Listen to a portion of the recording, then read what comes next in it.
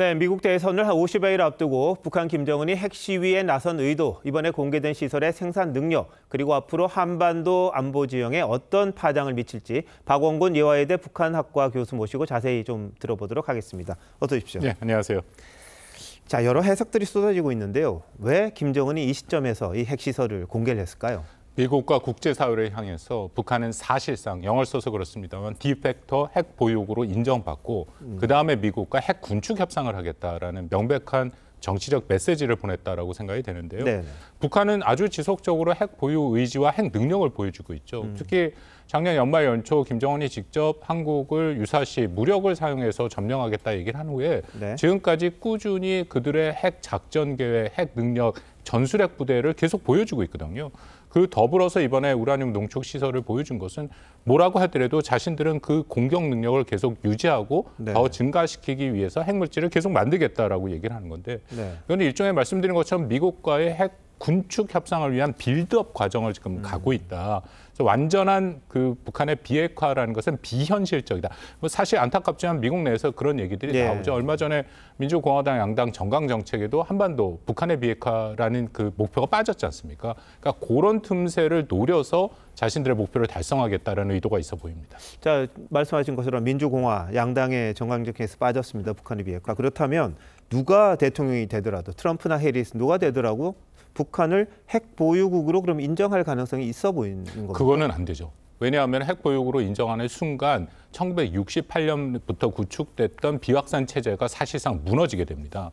그렇게 되면은 뭐 미국을 비롯해서 5개의 핵 보유국의 독점권이 사라지게 되고 그러면 세계 질서의 기본적인 것이 다 흔들리거든요. 그래서 아까 네. 말씀드린 것처럼 공식적으로 인정은 안 해더라도 사실상 인정하는 그런 모습으로 가게 될 가능성은 있고 뭐 이미 많이 얘기가 나왔습니다만 해리스의 정책은 기존에 이 바이든 행정부의 정책을 상당히 유지해서 예. 일종의 억제를 강화하면서도 북한과의 협상을 하는 그런 형태가 되고 트럼프가 등장하면 굉장히 많은 옵션이 열려 있죠. 뭐 이미 일부에서 얘기한 것처럼 김정은을 직접 만날 가능성도 있고 네. 저는 그거보다는 조금 조심스럽게 그거보다는 현상 유지를 추가할 가능성도 여전히 있는데 워낙 트럼프는 불확실성이 그렇죠. 그의 무기니까 모든 가능성은 다 열려놓고 보는 게 맞겠죠.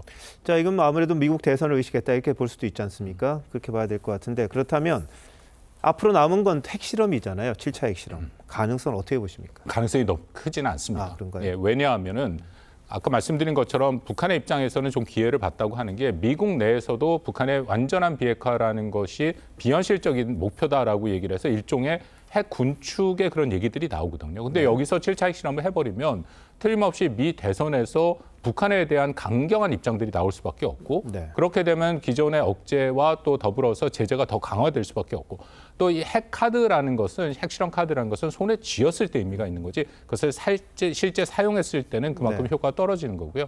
결정적으로 중국 변수가 있다고 생각합니다. 그렇게 되면은 중국과의 관계가 안 좋아질 수 있다. 왜냐하면 중국 입장에서는 올 한 해 미중 관계를 안정적으로 관리하려고 그러는데 핵실험하면은 미국 내에서는 이거 중국 책임론을 얘기가 하게 되고 네. 대선 국면에서 중국 대립이 훨씬 강화될 수가 있거든요. 예. 그렇다면은 중국과 북한 관계가 안 좋아질 수가 있죠. 뭐 지금도 안 좋은데 더 나빠질 가능성도 있겠군요.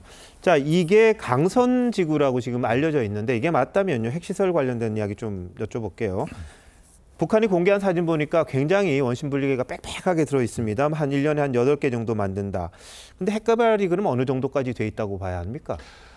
사실은 북한이 핵물질을 생산하는 2가지 방법, 북한뿐만 아니라 모든 게 마찬가지인데요. 네. 영변에 있는 핵 원자로, 이건 우리도 갖고 있는 거, 거기서 사용된 핵 연료를 재처리해서 플루토늄을 재처리하는 방법이 있고요. 지금같이 이 원심 분리기를 활용해서 우라늄을 고농축하는 방법이 있습니다. 네. 근데 이 문제는 이 고농축 우라늄 시설 같은 경우에는 이게 은폐가 쉬워요. 소규모 시설로도 움직일 수 있고 그래서 강선이라는 얘기가 나왔지만 그거 외에도 북한이 은폐해 놓은 시설들이 있습니다. 네. 2019년 2월 하노이 때 트럼프가 그런 시설들을 지적을 했다라는 것은 다 알려진 사실이고요. 예. 근데 중요한 것은 북한이 핵물질을 계속 만들고는 있지만 그 핵물질을 어느 정도의 무기로 사용할 것이냐, 핵탄두로 만들 것이냐, 그것은 핵탄두의 중량과 파괴력에 따라 좀 다릅니다. 네. 그 부분은 특히 중요한 것이고 특히 우리 입장에서는 북한이 2019년 5월부터 사실상 한국을 향한 그런 핵 능력을 개발하고 있고 그들이 계속 뭐 얼마 전에도 발사했던 미사일이 다 한국을 사거리로 하고 있거든요. 이건 우리한테 굉장히 실존적 위협이 되고 있다. 그것은 분명합니다. 자, 근데 영변 핵시설과 이게 차이가 농축 우라늄이냐, 농축 플루토늄이냐 그 차이겠죠? 이 부분은요? 그렇습니다. 영변에는 이제 두 가지 시설이 다 있는 것으로 알려져 있고요. 네. 2010년에 미국의 지크프리더 해커 박사가 갔을 때 그 북한이 그것을 보여줬고 나중에 예. 해커 박사가 그것을 얘기를 했거든요. 근데 문제는 우라늄 농축, 고농축 우라늄 같은 경우에는 시설들이 산재에 있어서 예. 이런 것을 김정은이 보여준 것은 이것은 사실상 미국과 북한이 어떤 협상을 해서 합의를 맺더라도 네. 사찰이 어렵습니다. 알겠습니다. 숨길 수가 있기 때문에 이제 그런 것들도 보여주고 자기네 핵을 결국은 없앨 수 없다라는 그런 메시지를 또 그 안에 담고 있다고 볼 수 있는 거죠. 자, 김정은이 오늘 핵무기를 기하급수적으로 늘리라 이렇게 이야기를 했습니다. 뭐 이런 모습들이 앞으로 동북아 지형에 어떤 파장이 있을까요? 근데 저는 북한이 이것을 실수라고도 생각을 합니다. 그렇습니다. 이런 식으로 계속 얘기하면은 예. 결국은 한미일의 그러한 안보 협력이 더 강화될 수밖에 없는 거고요. 네. 그리고 북한이 사실상 핵 전쟁을 하기에는 한미가 갖고 있는 확장 억제 능력, 그 우리가 갖고 있는 그 방어 능력이라든지 미국이 갖고 있는 핵에 대한 대응 능력이 네. 굉장히 강합니다. 그래서 우리 한미가 계속 얘기하는 것처럼 북한이 핵을 사용하면은 정권의 종말이라는 얘기가 괜히 나오는 얘기는 아니거든요. 그래서 오히려 이런 걸 보여줌으로써 정치적으로 자신들이 핵 보유국으로 인정받겠다. 예. 이제 그런 것이 훨씬 강하다고 생각합니다. 자, 어쨌든 뭐 북한이 이런 식으로 나오는데 우리 대비가 아주 철저하게 해야 된다는 그런 생각은 많이 드는군요. 박 교수님 오늘 잘 들었습니다.